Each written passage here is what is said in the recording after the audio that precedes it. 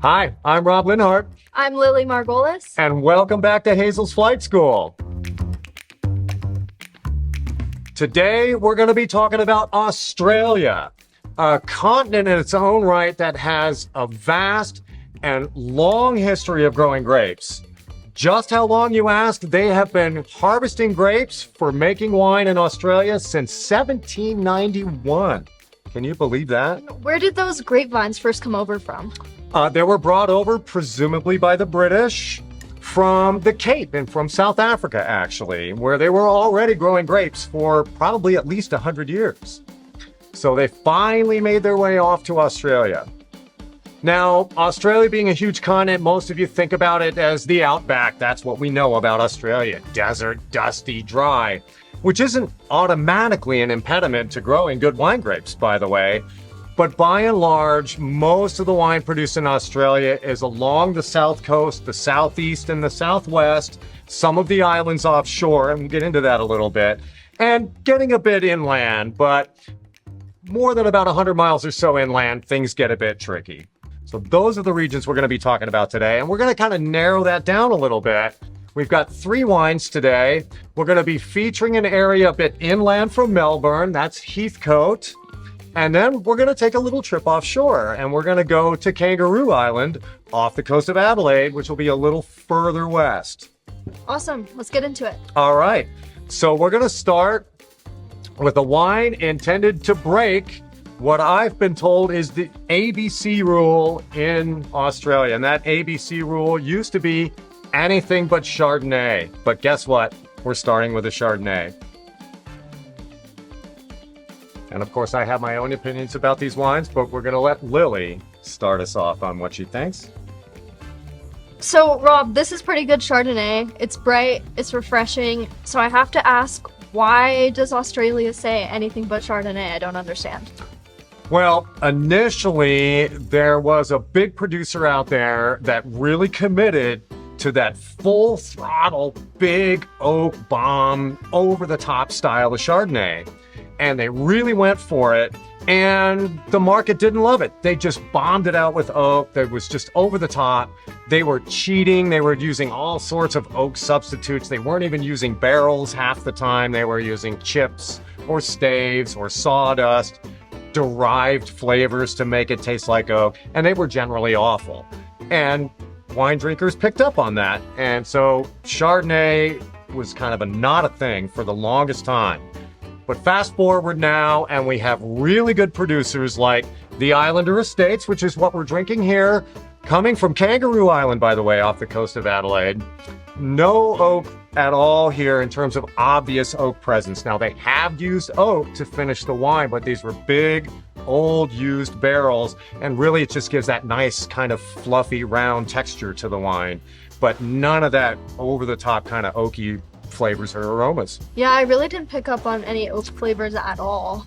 No, it keeps it nice and fresh, good texture up front, but good cut, good acidity. And that's that cool climate that we're getting off the coast there, off the coast of Adelaide. So this is on Kangaroo Island. Is this by Tasmania? Is this going to be a similar climate? It is very similar to Tasmania in terms of climate, but we're quite a bit further west. So Tasmania, kind of off the southeast coast, if you will, of Australia. Here we're much further west, but we still have that great southern ocean. Next up, Antarctica, if you keep going off that coast of Australia. It's a lot of cold water, really keeping the temperatures down, keeping the acidity up, and giving a nice long growing season to get the rightness, but still keep that cut in the wine. And I'm going to taste it a little bit again, actually. I'm liking this. Proof that they can grow great, delicious Chardonnay in Australia. So there was a time not so long ago, and in fact fairly recently, when Australians were so opposed to Chardonnay that this wine, this bottle, actually says the white. And when they were initially pouring these wines for customers, they didn't want Chardonnay, and they would say, no Chardonnay. So would cover that label that said Chardonnay, and they would say, how about a white? And pour a very nice white, and people would go, wow, that is a really good white. And then the big reveal, guess what? It's Chardonnay. Changing people's minds. All right, so we're going to move quite a bit further east now. So now we're going to be inland in Heathcote, so inland from Melbourne. And we've got two wines here, a white and a red, from Wild Duck Creek Estates. And we're going to start with what I already know is a gorgeous white. And I'm anxious for you to try it. Every time this wine gets me. I will tell you, the grapes here are classic Rhone and Southern French varietals. We're talking about Roussanne, Marsanne, Grenache Blanc, and Viognier. 4 beautiful whites. And this just illustrates there's a lot more than Chardonnay going on in Australia. And I absolutely adore this wine. Tell me what you think. Well, I have actually had this wine before too. Ah. This is one of our hidden treasure wines. That's It's also right. one of my personal favorites. It's got this great zesty mouthfeel, some great fruit flavors, but it's also very rich. I think it would be very food friendly, great to just have a glass by itself. This is definitely fits in the hidden treasure category for me. Absolutely, it does. These are Rhone varietals, so Southern French. We see this blend in Chateauneuf, where we can expect to pay $50, $60, $100 and more for those wines. This one you can get here at Hazel's for under 20 bucks, and it is every inch, close your eyes, will take you right to Chateauneuf. And that's one of the things I love about that wine. This great combination of weight and body, but fruit and drive. It's got real verve and drive. Yeah, this is a super complete white wine. Absolutely adore this producer and this wine. And it illustrates that they have so much going on in Australia. These Rhone varietals have done very well there for a very long time. And this is a top class example for really a quite inexpensive price. Yeah, this is what the Australians really can excel at. So, as you said before we tried this is a blend. Is there any particular reason why the winemaker chose this particular combination of grapes? In fact, there is. And it turns out that Roussanne and Marsanne, the two main grapes here, tend to be very low acid, and they can be kind of flabby, and they might have good fruit, but flabby wines are just kind of boring and unexciting. So when this vineyard was planted, they also chose to plant Grenache Blanc and Viognier, which, when picked just a little early, can have really good acidity and still keep those good aromatics, especially the Viognier, to bring those floral notes and some of those aromatics. So when you bring that all together, you get this great combination of all the depth that you want from the Roussanne and the Marsanne, but then you get that nice cut. You get to keep the acidity and some additional aromatics from the other two grapes. And you get this beautiful balance in this wine. As it happens in France, often when they're growing Marsanne and Roussanne, because they're so low acid, they're going to tend to acidify a little bit. But here, we're keeping it fully legit. Acid from the grapes and only from the grapes. Gotcha. Yeah, you can definitely tell it's a very intentional blend. Yeah, and so complete and so well knit. It's lovely. Nice. All right, we're going to move to one red now. Now, you might think, oh, Shiraz, that's the red grape everybody knows in Australia. And I thought when I chose these wines, yeah, let's not go there. We could, and we probably will at some point, but I'm so in love with Wild Duck Creek right now. Their wines are just absolutely slaying it. So I thought we'd stick with them, and I thought we'd stick with Heathcote, and we'll go with one of their Cabernets. This is the Ducks and Drakes Cabernet, and it is actually a blend of the two Cabernets, Cabernet Sauvignon and some Cabernet Franc as well. Let's see what you think.